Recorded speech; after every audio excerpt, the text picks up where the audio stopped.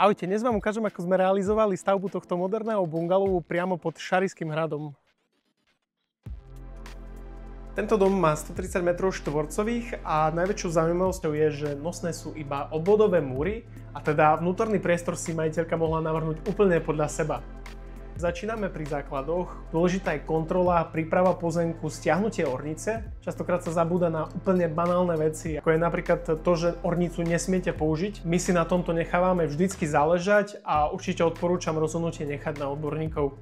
Ako môžete vidieť, tak múry sú stehal lokálneho výrobcu. Poradili sme si aj s technicky náročnejšími časťami, ako napríklad s týmto veľkým prekladom ponad garážové dvere, alebo tieto dva menšie, ktoré budú na to oknami v obývačke. Aj tu sa ukázalo, že mať zručných, skúsených majstrov na stavbe jednoducho cítiť. Krov robil náš overetný partner z Levoče. Celú konštrukciu zvládli za necelé 2 dni.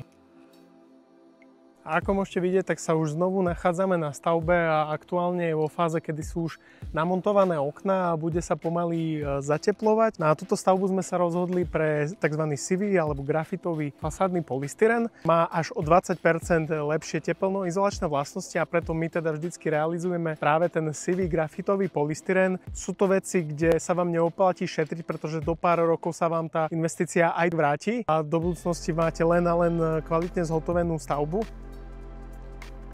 Sledujte nás aj naďalej, máme pre vás pripravené ďalšie a ďalšie realizácie a ak sa v tomto roku ešte chystáte stavať rodinný dom, tak nás určite neváhajte kontaktovať.